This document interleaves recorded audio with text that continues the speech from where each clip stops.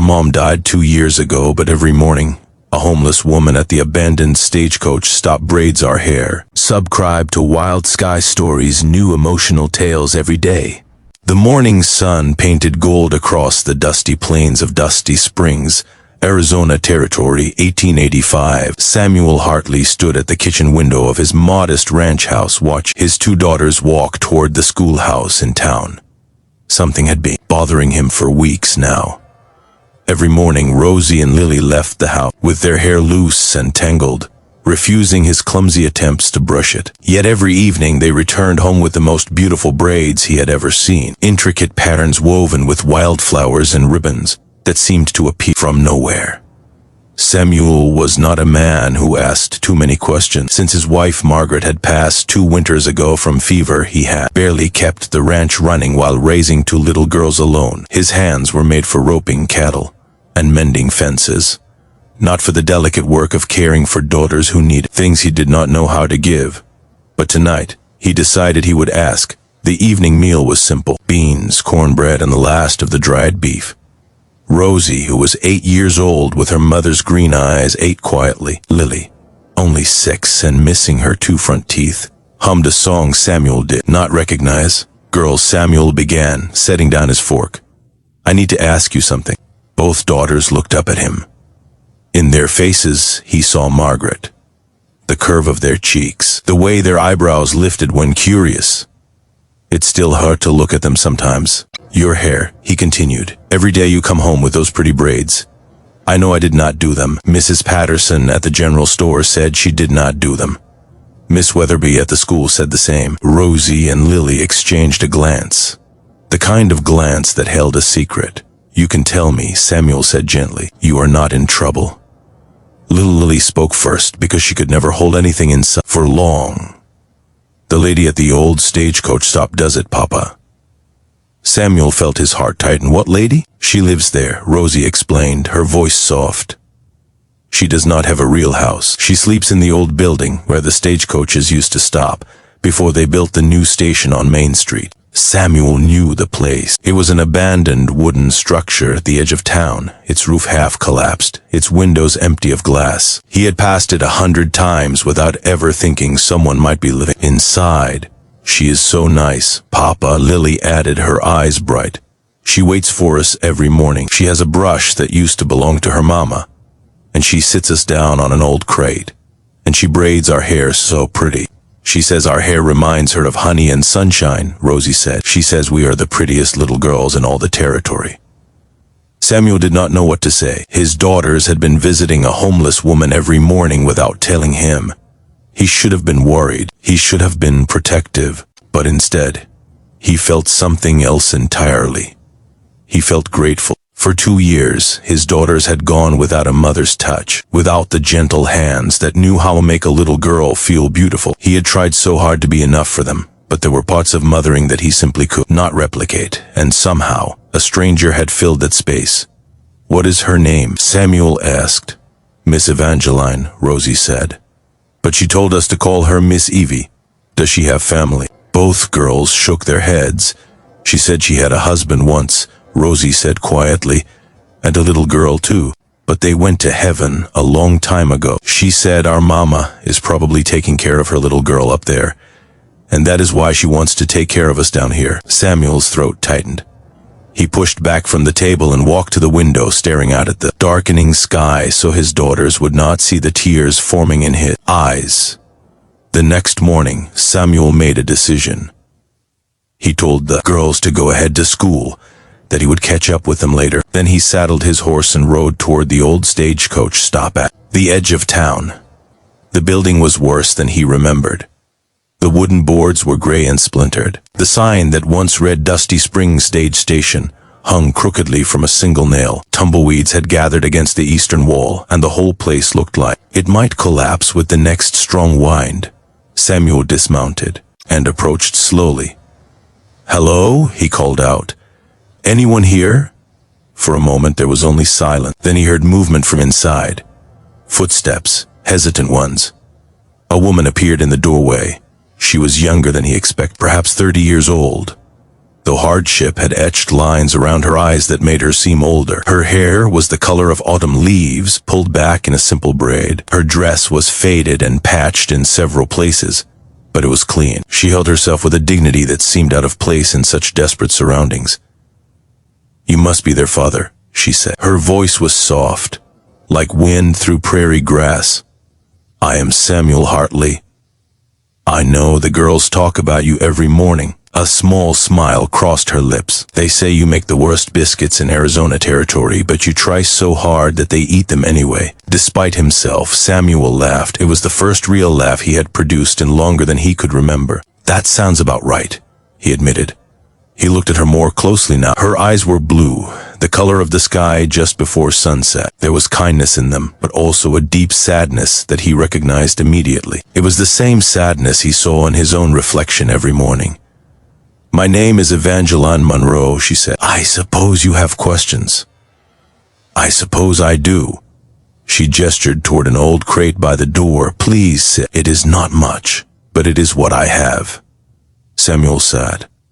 Evangeline lowered herself onto another crate across from him. Inside the building, he could see a small pile of blankets, a lantern, a worn leather bag, and a silver hairbrush that glinted in the morning light.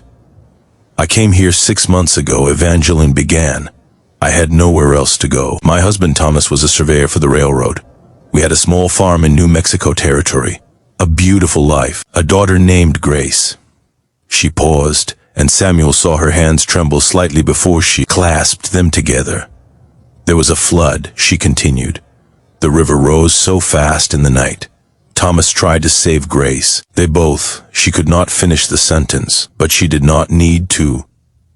"I am sorry," Samuel said, and he meant it with every piece of his broken heart. "After that I could not stay. Everything reminded me of them. I sold what little we had and started walking. I did not know where I was going. I just knew I could not stop moving, because if I stopped, the grief would catch up with me and swallow me whole." "How did you end up here?" "I ran out of money in Dusty Springs. The stagecoach dropped me here, and I had nothing left to pay for the next one. I found this place. It was empty. It kept the rain off my head most nights. I thought I would only stay a few days, but then..." She looked up at Samuel, and her eyes glistened with tears. "Then I saw your daughters, Rosie and Lily. They were walking past one morning. Their hair was all tangled, and their ribbons were falling and they were trying so hard to fix each other, but neither of them knew how. And all I could think was that their mother was gone too. I could see it in the way they held each other's hands. I could see it in the way the older one kept looking back at the younger one to make sure she was still there." Evangeline wiped her eyes with the back of her hand. "I called out to them. I do not know what made me do it. I just knew I had to help. And they came to me without any fear, like little birds landing on an open hand. I sat them down and I brushed their hair. And I braided it just like I used to do for Grace." Her voice broke on her daughter's name, and for that one moment, she whispered, "I felt like maybe I still had a purpose.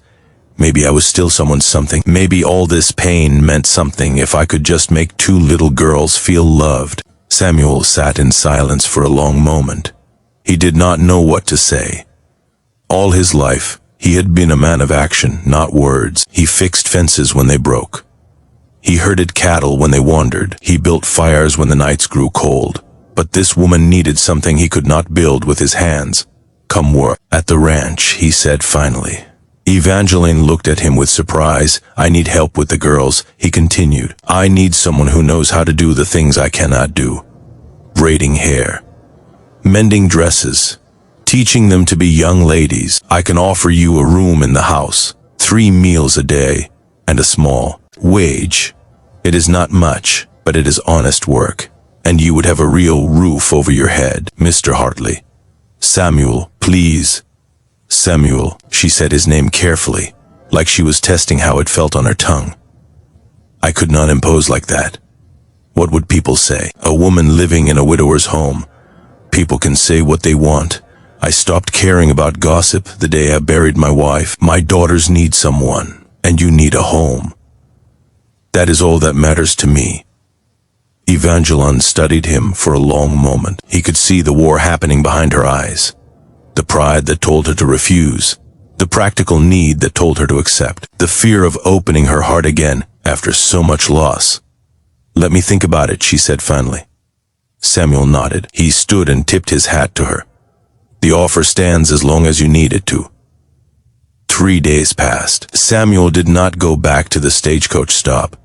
He did not want to pressure her, but every morning his daughter still returned from school with beautiful braids, and he knew that Evangeline was still there, still waiting for them, still giving them the motherly touch they craved. On the 4th day, there was a knock at the ranch house door. Samuel opened it to find Evangeline standing there with her worn leather bag over her shoulder and her silver hairbrush clutched against her chest. "I would like to accept your offer," she said, "if it still stands." Samuel stepped aside and let her in. The weeks that followed changed everything. Evangeline settled into the small room off the kitchen that had once been used for storage. She cleaned it herself, hung simple curtains she sewed from fabric Samuel bought in town, and placed a small photograph of her husband and daughter on the nightstand by her bed. She cooked meals that made the ranch house smell like a home again. She taught Rosie and Lily to sew. She sang songs to them at bedtime, old hymns that their mother used to hum. She helped them with their schoolwork and praised their drawings and listened to their endless chatter about which boy in class had cooties. Samuel watched all of this from a distance at first. He was afraid to get too close, afraid that if he let himself feel too much, he would lose her too. Loss had taught him that everything he loved could be taken away in an instant. But slowly, inevitably, his walls began to crumble. He noticed the way Evangeline's eyes crinkled when she laughed, the way she tucked a strand of hair behind her ear when she was concentrating, the way she looked out at the sunset every evening with an expression that was equal parts sorrow and hope. He started finding excuses to be near her. He would linger at the breakfast table longer than necessary. He would come in from the fields earlier than usual. He would sit on the porch in the evenings while she read stories to the girls inside, just to hear her voice drifting through the open window. The girls noticed, of course. Children always notice. "Papa likes Miss Evie," Lily announced one night at dinner, her gap-toothed grin stretching wide. Samuel choked on his coffee. "I do not," he sputtered. "You do too," Rosie said matter-of-factly. "You get all nervous around her. And you fixed your hair before dinner. You never fix your hair." Evangeline's cheeks turned pink, and she suddenly became very interested in her plate of potatoes that night after the girls were in bed. Samuel found Evangeline sitting on the porch looking up at the stars. "May I join you?" he asked. She nodded. He sat down beside her on the old wooden bench. The night was cool, and 1,000 stars glittered above them like scattered diamonds. In the distance, a coyote howled. "The girls are right," Samuel said quietly. Evangeline did not look at him. "About what?" "About me liking you." The words hung in the air between them. Samuel felt his heart pounding against his ribs like a wild horse kicking at a fence. "Samuel, I know it has not been that long. I know we have both lost people we loved with all our hearts. I know that there are folks in town who will talk and judge and say cruel things, but I have spent 2 years feeling like half of me was buried in that grave with Margaret. And these past few months with you here, I feel like I am starting to come back to life." Evangeline finally turned to look at him. Tears streamed down her cheeks, but she was smiling. "I feel it too," she whispered. "I thought my heart was broken beyond repair. I thought I would spend the rest of my days just existing, not living. But your daughters brought me back from the edge of that darkness. And you," she reached out and placed her hand over his, "you reminded me that love does not end just because we lose someone. It just changes shape. It finds new ways to grow." Samuel turned his hand over and laced his fingers through hers. They sat like that for a long time, watching the stars wheel slowly overhead, 2 broken people beginning to heal. Spring arrived with wildflowers and warm breezes. Samuel asked Evangeline to marry him under the old oak tree behind the ranch house, the same tree where he had carved his initials with Margaret's 20 years before. He added new initials now, SH and EM, right beside the old ones. The wedding was small, just the girls, the preacher, and a few kind neighbors who had watched this love story unfold. Rosie and Lily stood beside Evangeline in matching dresses they had helped her sew, their hair braided with wildflowers just like she had done on that first morning so many months ago. When the preacher pronounced them husband and wife, little Lily whispered loudly to her sister, "Does this mean we have a mama again?" Evangeline knelt down and gathered both girls into her arms. "I could never replace your mother," she said gently. "She will always be your mama, and she will always live in your hearts. But if you will let me, I would like to love you and care for you and braid your hair every single morning until you are too old to want me to anymore." "We will never be too old," Rosie said fiercely, hugging her tight. "Never ever," Lily agreed. Samuel watched his 3 girls embrace, and for the first time in 2 years, the weight on his shoulders lifted completely. He thought about Margaret, and he hoped she was somewhere up there smiling down at them. He thought about Thomas and little Grace, and he hoped they were there too. Maybe Rosie was right. Maybe Margaret was taking care of Grace in heaven, just as Evangeline was taking care of Rosie and Lily here on earth. Maybe love really did work that way, crossing between worlds, connecting the living and the lost in ways that could not be explained. That evening, the new family of 4 sat on the porch and watched the sunset paint the sky in shades of orange and pink. Evangeline leaned her head against Samuel's shoulder. Rosie and Lily sat at their feet, playing with the ribbons from the wedding. "Mama always said that when someone we love goes to heaven, they become stars," Rosie said quietly. "She said they watch over us every night." Samuel looked up at the first star appearing in the darkening sky. "I believe that," he said, "and I believe they sent us an angel to help us while we wait to see them again." He squeezed Evangeline's hand and she squeezed back. Somewhere out at the edge of town, the old stagecoach stop stood empty now. The crates where Evangeline used to sit were still there, along with the dust and the tumbleweeds and the faded signs swinging in the wind. But Evangeline was not there anymore. She was home, and home was not a place. Home was the people who loved you. Home was the hands that braided your hair, and the arms that held you, and the hearts that refused to give up even when the world had taken everything. Home was right here, on a small ranch in Dusty Springs, where 2 little girls had found their way to a lonely woman at an abandoned stagecoach stop and led her back to the light. And they all lived, not happily ever after, because that is not how life works. They lived with joy and sorrow, with laughter and tears, with memories of those they had lost and dreams of the future they would build together. They lived, and that was enough. That was everything.